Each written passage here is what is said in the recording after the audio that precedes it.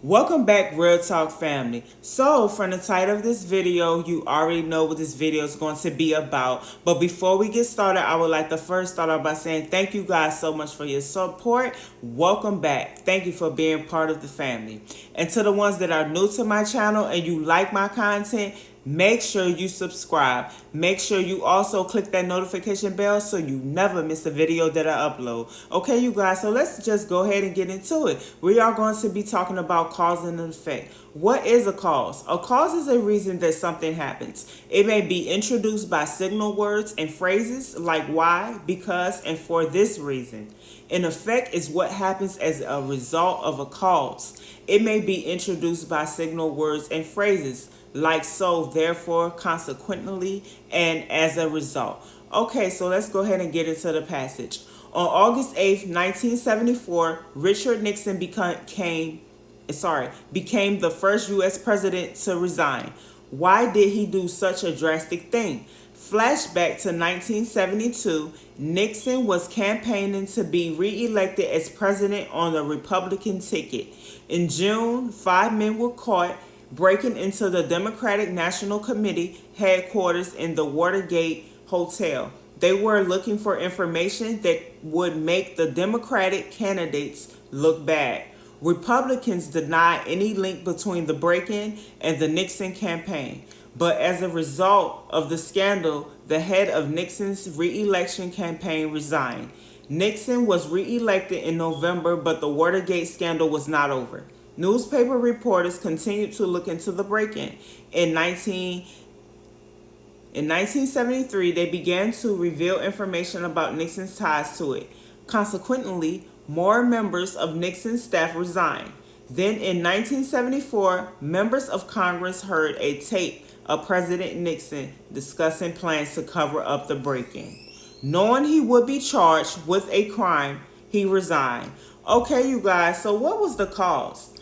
Why did men break into the Watergate Hotel? They broke in because they wanted to find information that would make the Democratic candidates look bad. What was the effect of this happening? What did the head of the re-election campaign do as a result of the break-in? He resigned. So that was the effect of what happened with Nixon. Okay, you guys, I went ahead and told you guys, so at the bottom of the page, you can actually see the answer to that. Okay, so let's go over something else. Why was the Watergate scandal not over in 1973? It was not over because newspaper reporters continued to look into the break-in. So that was the cause. That was the cause of that. And the effect of that was, what did Nixon do as a result of Congress hearing the tape? He resigned. So that's what he did. He resigned. Okay, you guys, so let's continue. Okay, so we are continuing on another passage, and as I just did, I am going to read it out to you guys, and we are going to answer the questions. After 33 hours flying, Charles Lindbergh landed near Paris, France on May 21st, 1927. He was the first person to fly across the Atlantic Ocean alone. Because of this flight, Lindbergh became world famous. Lindbergh's flight signaled the beginning of a new age in transportation. Instead of spending days or weeks traveling by sea, people would spend just hours crossing oceans by plane. What was the cause? Lindbergh was the first to fly alone across the Atlantic Ocean. What was the effect of that? The effect was Lindbergh became world famous. So because he was the first to fly alone across the Atlantic Ocean, he became world famous. Okay, so now we are going to do the opposite of what we just did. And as you can see, I wrote it down already. I already went over the answers to the questions, so I already wrote it down for you guys. People would spend just hours crossing oceans by plane. So that would be a cause. That would be a cause. And the effect would be a new era in world transportation began. Okay, so let's go ahead on to the next portion. Practice. Read the passage, then answer the questions about cause and effect. There are 3 ways by which a prisoner in a state facility can be released from serving out his or her complete sentence. The governor can pardon someone who has been convicted of a crime. When a person is pardoned, he or she is freed from prison early. In addition, the crime is wiped from the record. Or the governor can commute a sentence. This means the convicted person is released early, but the crime stays on record.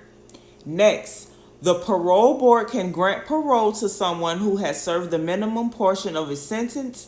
The parolee is released from prison and the crime stays on the record. The release has conditions such as staying in the area. Okay, what effect does a pardon have? Results in freedom for the prisoner and the deletion of the crime from his or her record. So that's the answer to what effect does a pardon have. And we know that because in the passage it stated that.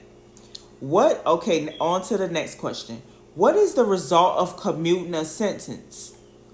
And the answer to that is the convicted person is released early, but the crime stays on the record.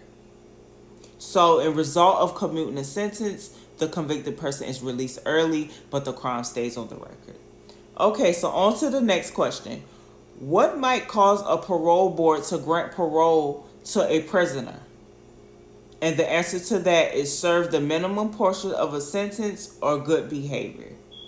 Okay, you guys. So, look, I want to give you guys, I guess, an assignment or something in case you want to just do some studying. Because I know some people were telling me that they were struggling with even studying. Like, what do I study? What do I do? Okay, so what causes a cold? What are a cold's main effects on the body? On a separate sheet of paper, make a cause and effect chart. Do online research if you need to. So just do that as side work, just a little practice. We don't have to go in depth about it or anything like that. But that just can give you guys an example of cause and effect and questions like cause and effect and what a cause and effect is and what does it mean and why is it even important.